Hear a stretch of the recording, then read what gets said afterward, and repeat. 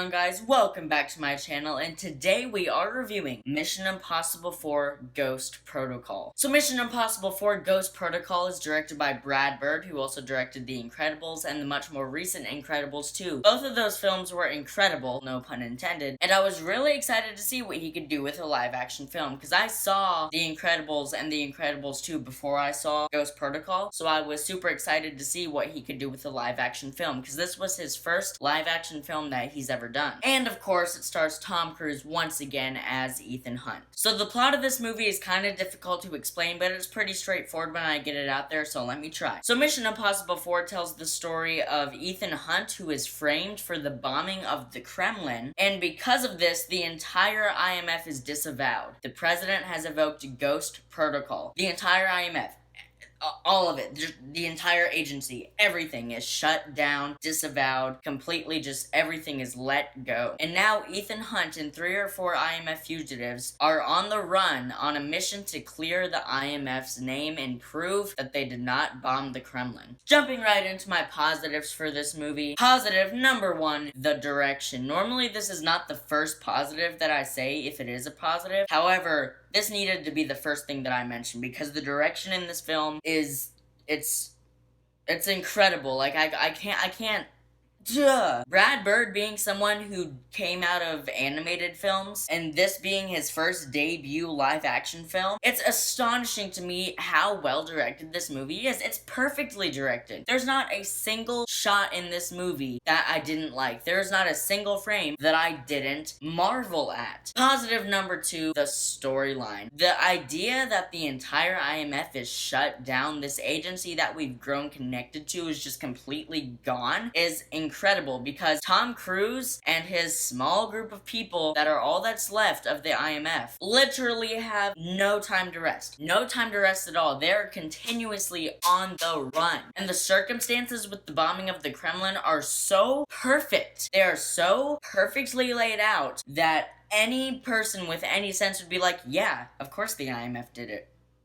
There's no question here. Of course they did. And it's so aggravating because we, the audience, know that they didn't. And that was a really smart storyline. And to add on to that storyline, there is this mystery of who really bombed the Kremlin. So in order to clear their name, they need to find the actual people who did it. And that is their mission that they're technically not allowed to even go on. But they need to in order to make things right. Positive number 3, the performances. The performances in this movie are just amazing. They're just amazing. It's astonishing, it's masterful, it's perfect, it's incredible, it's... What other able words? What other words are there that end with a bowl that... what am I saying? You get what I'm saying, guys. Of course, Tom Cruise is always a win. Tom Cruise is just, like, the ultimate pinnacle of awesomeness. But also the people who played his other team members did really well. I can't name any of the actors or actresses right now, just because I don't have that information off the top of my head, and I don't have it on my notes, which are right here, which I do tape to the front of my tripod, just in case you're curious as to how I'm saying all this stuff. The point is, all the performances are amazing. Positive number 4, the title sequence. I know that's a weird positive to have, since it's just such a small part of the movie, like 50 seconds or whatever. But guys, the opening title sequence in this movie is incredible. It's more incredible than the play menu thing, which is also pretty cool. Yeah, you zipline that, Tom Cruise. I know it's a weird positive to have, guys, but just go watch this movie, and that opening title sequence is just incredible. Positive number 5, the cinematography. I did mention the directing, but directing isn't the same thing as cinematography. I don't know who the cinematographer on this movie was, but whoever you are, major props to you, man, because the cinematography in this movie is incredible. I mean, look at that. Look at this. You can't tell me that that's not good cinematography, honestly. Of course, the Burj Khalifa scene. The cinematography in that scene is what I believe is the second biggest reason why that scene was so nerve-wracking. And not just that scene, this entire movie is filled with great visuals. Honestly, it's just... I know I keep on saying this word, but it's just incredible. Positive number 6, the stunts and the action, of course. Guys, the Burj Khalifa scene, Tom Cruise actually went to Dubai,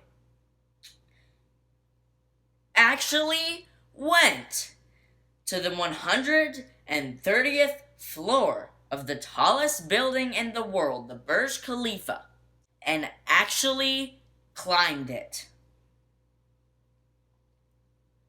Tom Cruise climbed the tallest building in the world, the 130th floor of the tallest building in the whole world.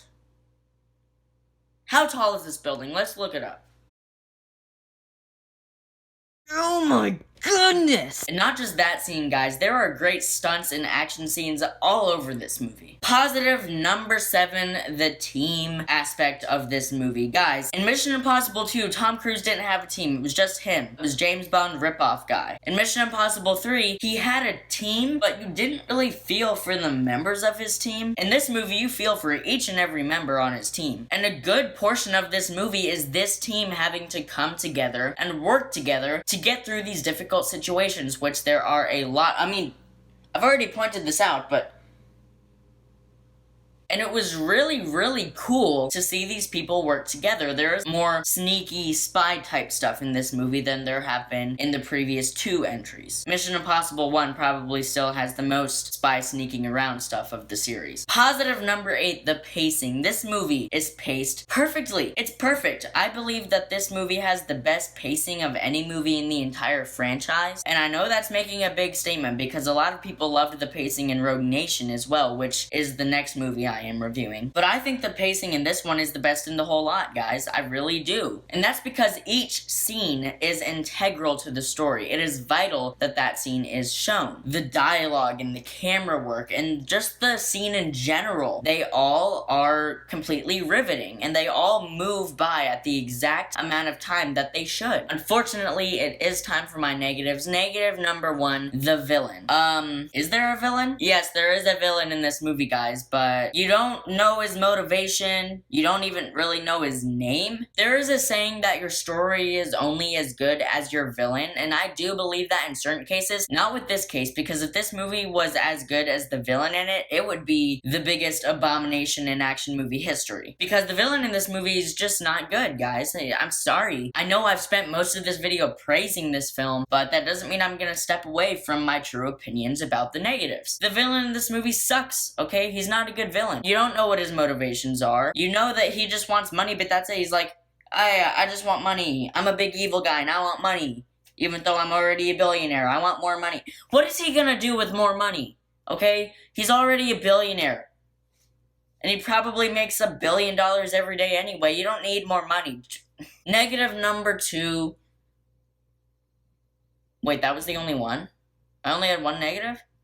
Well, I guess that tells you everything you need to know right there. Guys, after rewatching Ghost Protocol and after reviewing it, I feel extremely comfortable giving it a 9.8 out of 10. Now, if you watched my review for the original Mission Impossible, I also gave that film a 9.8 out of 10. So, just in case you want to know which film I think is better, I'm sorry, guys. However, I do think that the original is better. I will probably watch Ghost Protocol more often just because Ghost Protocol is paced better, but the original just had a great villain, and this movie just didn't. I do think the original is better. I'm sorry. I know it's weird for me to say sorry because you're like, well, the original movie is always the best in any series, which isn't true, by the way. But a lot of people think that this film is better than the original, and I don't think that. I do think the original is a much better film, but just by a little bit, just because of that villain. The villain in the original was shocking. It was a shocking reveal. And this movie just didn't have a compelling villain at all. Thanks so much for watching, guys. It really does mean a lot. Definitely go check out my reviews for the previous 3 Mission Impossible films. And also maybe my review for a British horror film called The Descent. That's also up on my channel. Thanks for watching, guys. It does mean a lot. I'll see you in the next video. And until then, keep writing, keep shooting, and keep editing.